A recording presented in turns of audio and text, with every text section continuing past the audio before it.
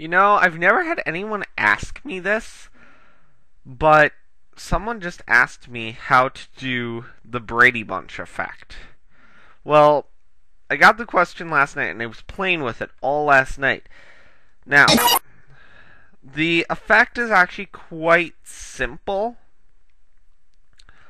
Now you notice I have a lot of tracks, mainly because this is a very interesting intro because they do things with it that require having the square effect. And now I've compressed them all. If I actually had these at full size, you would be blown away with 18 tracks plus 1 audio and then 17 video. Yeah, it's a lot. So basically what we're gonna do, and let me open a new project here.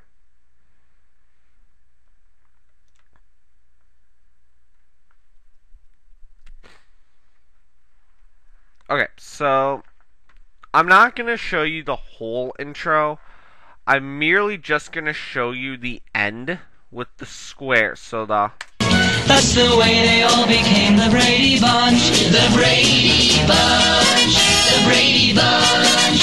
That's the way they became the Brady Bunch.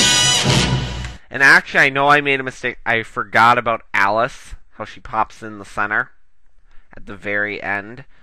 But we're going to do that in our example.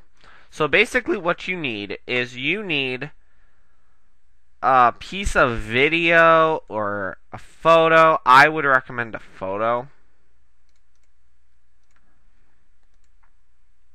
And I'm going to use a photograph. Just a generic. Here, we'll use this one. Now, this effect works best if you do it in a 4:3 aspect ratio. So we're going to go and set that.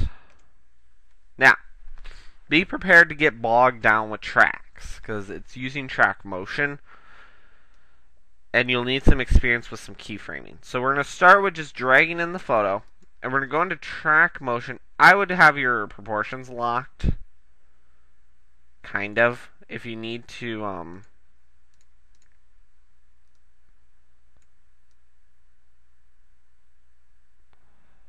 What I need is that, but I need it smaller.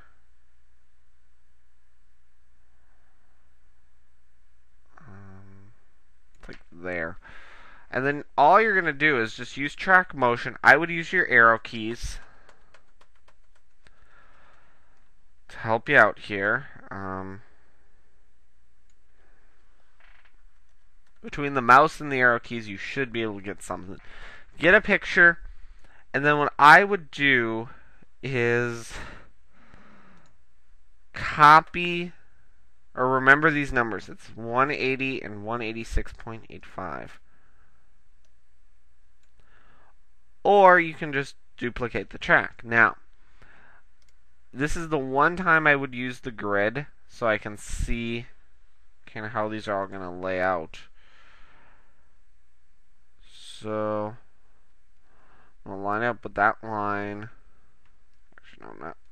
I don't want that big of a border. You actually kind of want to not line them up with the grid. You almost want. Whoops! I just screwed that up. Delete that. And then we drag in the next spot. So there are the first 3. Now, rather than making you sit here and watch me do the others, I'm going to pause the video and I'll be back when I've finished this. Okay, so I've gone ahead and I finished them off.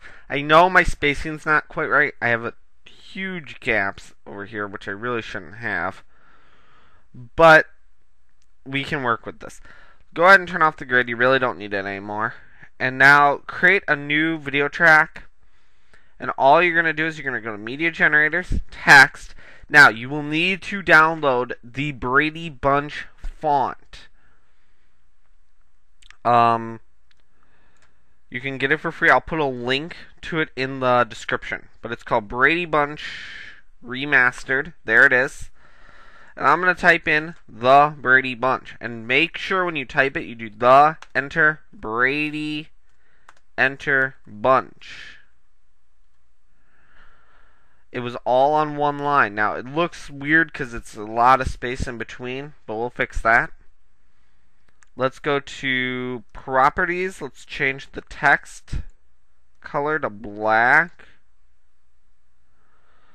Let's change under the effects. We're going to add an outline. We're not going to use yellow. It's actually a white outline in this case.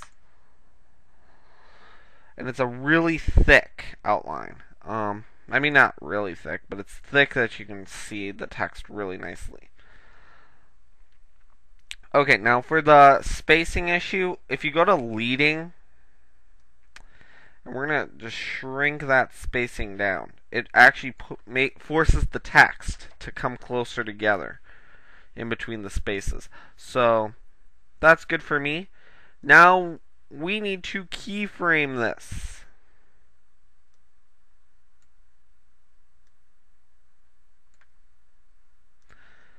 Now, what is keyframing, you might be asking? Well, keyframing is the power to animate, to make the text move in to position.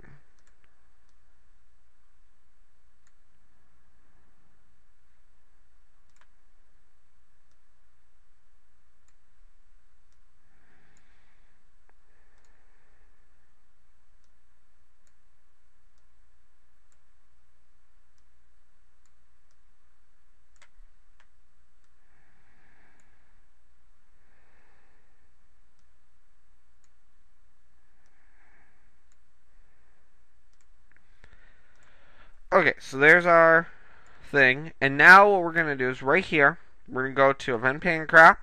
On the first keyframe, I'm going to stretch this out. I'm going to center it. It's really small. That's fine. That's going to be our first keyframe. Now, about here, I want the text to go back to the original position. And I just right-clicked. I made a keyframe and restored it. That will make it big again. And then about here, I just want it to pop off. And I'm just going to crop it down. Now the text flies in, plays for a few seconds, and it cuts off. And I don't want that to be right at the beginning. We're going to move it to there. So, ba ba ba ba ba ba ba ba ba ba ba ba ba ba ba ba ba. Okay. So now if we actually were to look at the original, if you're wondering how I did the beginning and all that stuff, it's the same thing. Track motion all the pictures into the correct spots. Just remember, do them all on individual tracks, even for when they're the individual photos, for when it's mom and the girls, dad and the girls. The reason I say that, don't use the same tracks, because they actually reverse it. In the beginning, mom is on the right, the kids are on the left. When dad comes up, it's the dad is on the left, the kids are on the right. Remember, the kids' photos are always on the opposite side of the parent, and they're stacked. That was a very iconic feature to this intro. If you want the song, you can go to... I'll put the link to where to download the song file. So, well, I hope that answered a couple questions. If you guys want me to make a tutorial on the beginning part, if you're in Final Cut, that's actually a good reason I popped that up. Here's a great guide if you're on Final Cut Pro and you want to learn how to do it. Final Cut's a lot nicer because you can actually set your scaling to a specific size, whereas in Vegas we have to drag it around and everything. So, that's the Brady Bunch effect. Message me if you have any questions. Have a great day.